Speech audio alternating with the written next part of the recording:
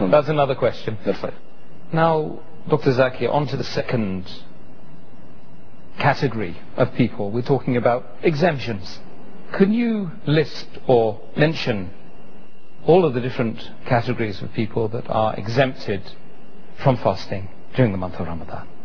There are in total, according to me, 13 categories of people who are exempted from fasting. The first is, if the person is an unbeliever, if he is a non-Muslim. Number 2, if he or she is a minor. Number 3, if the person is insane. Number 4, if it's a lady and she is menstruating, she will not fast. Number 5, if she has her postnatal bleeding, she is exempted from fasting. Number 6, if she is pregnant, then she is exempted. Number 7, if she is breastfeeding, she is exempted. Number 8, if the person is ill or is sick, he or she is exempted. Number 9, if the person is disabled. Number 10, that if the person is very elderly, has reached a very old age. Number 11, if the person is traveling. Number 12, if the person is taking part in jihad or a fight in the cause of Allah subhanahu wa ta'ala.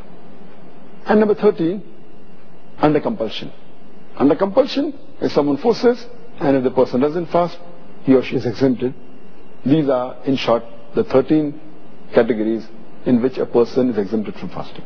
Excellent. Now I think we need to discuss each category on its own merits. Dr. Zakir, do all of the people that you've mentioned in the exempted categories have to make up their fast later on?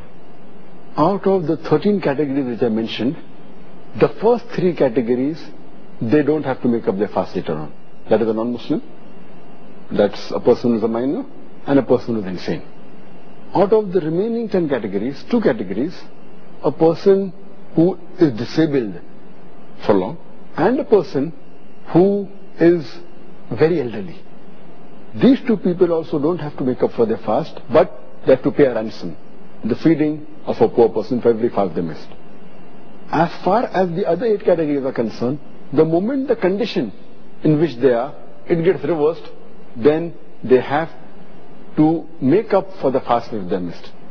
For example, in the 8 categories are, the menstruating lady, moment she finishes the menstruation, then she should make up for a fast as soon as possible, before the next Ramadan.